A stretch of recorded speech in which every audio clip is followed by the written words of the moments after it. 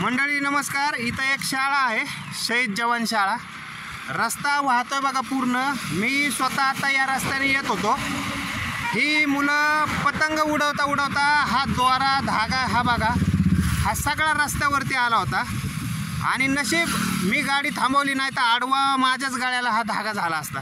ही दोन मुलांना विचारलं मी आत्ता कुठून नेमकं पतंग वगैरे उडवतायत, तर त्यांच्याकडून सांगण्यात आलं की शिक्षक आहेत आतमध्ये आणि पतंग उडवण्याचा कार्यक्रम चालू आहे आतमध्ये. कितवीची मुलं तर बाळा? पहिली ते सातवीच्या मुलांना हे पतंग उडवायला कार्यक्रम घेतलाय. सरांचं नाव काय? आता नाव सांगितलं बाळा. आता कॅमेरा चालू केला की असं नाही बोलायचं. हां मग हे पतंग न्यायला कसं काय आले तुम्ही?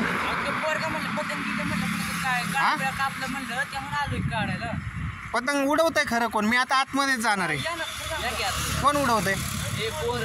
कितवीची? आता मंडळी हे किती रिस्की काम आहे बघा.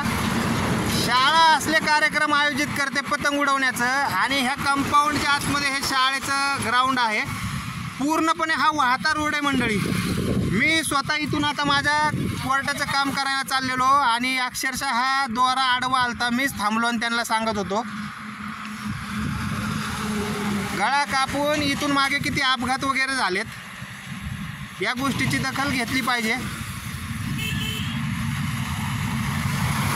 सरांना सांग शिंदे वकिलांनी शूट केलंय. हे काय ती एक पतंग उडवत आहेत कोणतरी अजून आतमध्ये. हे काय पतंग दिसते.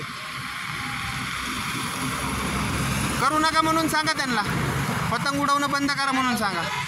शिंदे वकील गुंडाळा आणि उडवू नका. हां